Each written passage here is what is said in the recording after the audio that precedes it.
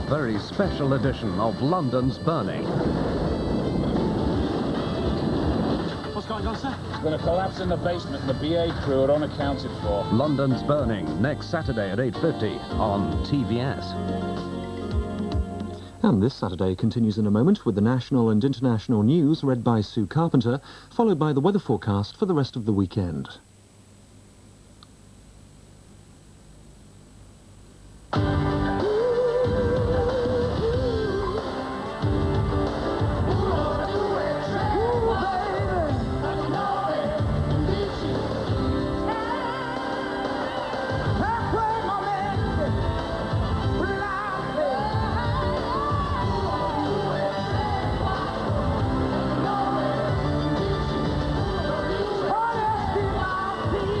Mark the moment with Martini.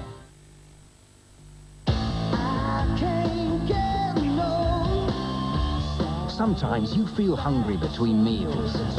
That's when you look for something that really satisfies. Snickers Ice Cream Snack. Real cream ice cream, fresh roasted peanuts, caramel and chocolate. Snickers really satisfies. Snickers Ice Cream Snack now has even more fresh roasted peanuts.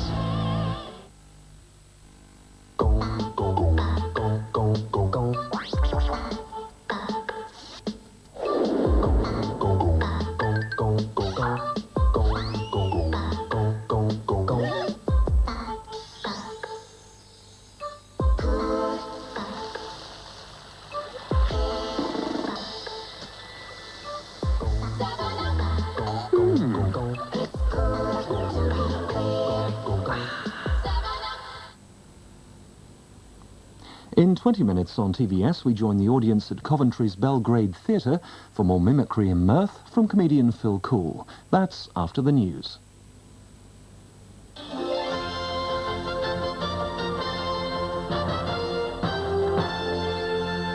This is TVS.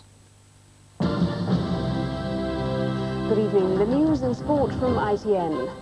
Tonight's headlines: at least 30 are killed in Sarajevo in the heaviest fighting for a month. More gloomy economic news: Building Society shuts 10 branches. All eyes on Balmoral as rumours of Fergie's departure increase. And in tonight's sport, cycling superman Chris Boardman does it again, another world record.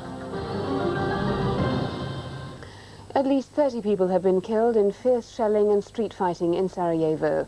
It's the heaviest bombardment of the besieged Bosnian capital for a month and comes just days before the start of the London Peace Conference. The UN headquarters and the airport came under mortar fire. 2 British soldiers were slightly injured by shrapnel. Once again, last night and early this morning, the city of Sarajevo was turned into a battleground. And once again, caught in the middle, were the men sent in to keep the peace. The Marshal Tito barracks, where the Ukrainian contingent of the United Nations force are billeted, was set ablaze. 400 Ukrainian soldiers live in the barracks. They spent the night in underground bunkers, leaving the building to burn unchecked. Fortunately, there was no one in this part of the barracks last night. The Ukrainians had been carrying out repair work and were hoping to move in next week. As yet another cleaning up operation got underway, the UN soldiers were left to question their new role as sitting targets for gunmen they never see. But their commander, Lieutenant Colonel Ivan Kivo, says there are no plans to pull out. Да, она опасная здесь, но мы будем находиться здесь все равно. We think that it is quite dangerous for us, but still we'll be staying here in this barracks. Today, mortars were landing around Sarajevo airport, disrupting the UN relief operation. The airport was temporarily closed. The crews of the humanitarian flights were dropping flares because of the risk of heat-seeking weapons being used against them. Then the building used as the main headquarters of the United Nations Protection Force came under fire. Get down, get down. Exploding mortars once again sending the men in the blue helmets scurrying for cover. 2 British Royal Engineers who'd been building shelters for the UN soldiers were hurt by flying shrapnel and were being transported out of Sarajevo tonight. Their injuries were not serious. This is the most sustained attack on the UN forces and underlines the dilemma of their commanders, who say despite the Security Council resolution, they have neither the mandate nor the firepower to protect themselves from this kind of assault.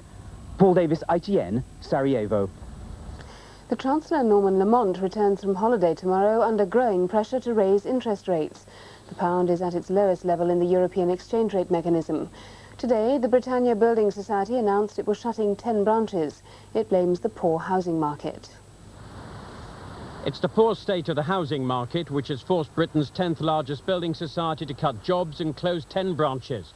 The Britannia said trading conditions have become difficult because of the recession, and now there are fears in the city interest rates may have to rise because the value of the pound has plunged to its lowest level ever in the exchange rate mechanism.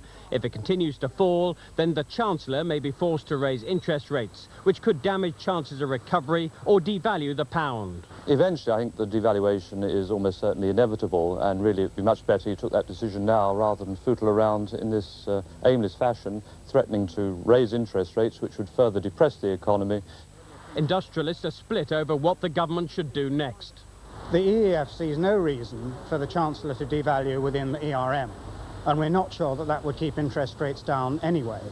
Obviously, increased rates would not go down well within industry, but I'm not sure that the Chancellor may have any choice about that.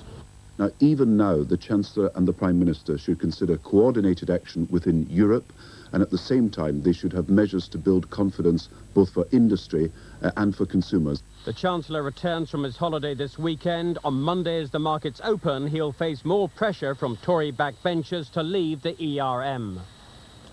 The international airlift of food to Somalia is gathering momentum. More American planes left Mombasa in Kenya today as part of Operation Provide Relief. Britain, France and Italy have already sent aid. Germany plans to follow suit. The American planes landed at Wajir in northern Kenya, 60 miles from the border with Somalia.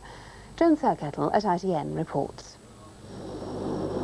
More US transport planes arrived in Kenya today as the American relief operation gathers pace. President Bush has ordered 145,000 tons of food to be distributed to help ease the world's worst humanitarian crisis. The Americans are airlifting food from Mombasa into some of the most desperate areas of Somalia, like the relief camp at Wajir. Local distribution is handled by the relief agencies. We can deliver as much food as the relief organizations want. So basically, it is the relief organizations that will determine the tempo of the operation. They tell us how much food they can distribute, how much food they want at Wajir, and that's how much food we will deliver. These first shipments include split peas, milk powder and high-protein food for children. Feeding the very poorest is the first priority, but in the long term the Americans want to flood the country with cheap food. Such a move, it's hoped, would seriously undermine the black market. Meanwhile, the UN High Commission for Refugees today accused Kenya of ill treatment. They claim Somali refugees have been forcibly taken to camps in the northeast of the country after spending several nights in Nairobi with neither sanitation nor shelter. The Foreign Office has angrily dismissed an Iraqi suggestion that jailed Briton Paul Ride may have been spying. The suggestion was made by Iraq's ambassador to the EC. Mr. Ride was jailed for 7 years for entering Iraq illegally. A Foreign Office spokesman said he crossed into Iraq accidentally. The IRA says it killed Catherine Leyland, the Rochdale woman shot dead in Belfast on Friday. Mrs. Leyland was visiting the city to care for her sick mother. She was hit when the IRA opened fire on an army patrol. BBC show-jumping commentator Raymond Brooks-Ward has died suddenly at his home in Cornwall. Mr. Brooks-Ward, who was 62, is thought to have had a heart attack. He began his career in 1956. His last assignment was at this year's Barcelona Olympics. The Duchess of York is spending what could be her last night at Balmoral as a guest of the royal family. It's thought she could leave the estate tomorrow, possibly to join her mother in Argentina. It follows 3 days of tabloid publication of intimate photographs from her holiday with businessman John Bryan. Balmoral Castle is under siege by the media, but there's still been no sighting of the Duchess of York. The Princess of Wales, though, was spotted leaving by a side entrance. She's been helping out the Duchess by looking after her children. The two young princesses were taken swimming in a local hotel again today. One tiny hand in the back of the car waved at the gathered press. We have no idea what the situation's like in there and how tense it is or what isn't, but it must be very strange. It's a big castle, but they meet for breakfast, they meet like everyone else does in one house, they meet. And it must be a very tense situation in there. The controversy has been proving an added draw for tourists on the Highland Trail. I think the royal family is solid enough. I just think Fergie is just, you know, it's these days, it's the time, things are different, people are different. She's just different than the rest of them. They are people like us. They are something more, but they are people. A poll published in the Sunday Express tomorrow reveals that 88% of people now think the Queen should remove her daughter-in-law's title. A campaign has been launched to save the sites of some of England's historic battles. English Heritage says many of the battlefields are neglected. They're compiling a register of the most important sites. If there are such things as ghosts, you'd find them here, where the dust of 2 English armies lies beneath these Yorkshire fields.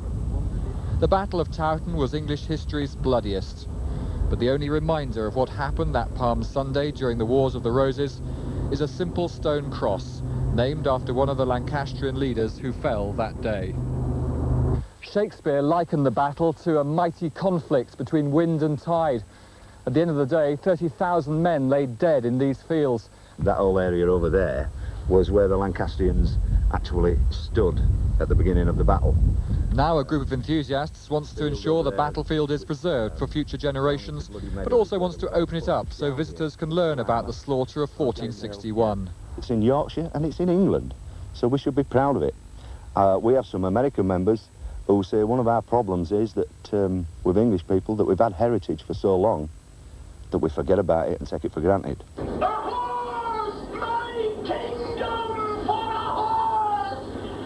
But heritage is remembered at another Wars of the Roses battlefield, Bosworth in Leicestershire, where Richard III came to an untimely end. Here, battlefield trails help visitors understand the course of the fighting, and standards fly on former command posts. Just 30 miles away, heritage is being dug up. This was the site of the Battle of Naseby, where royalist forces were routed in the Civil War. Soon, though, it'll be a motorway. Jim Buchanan, ITN, Northamptonshire. Now with today's sports news, here's Graham Miller. 38 goals were scored in the Premier League, 4 of them by Middlesbrough, who threatened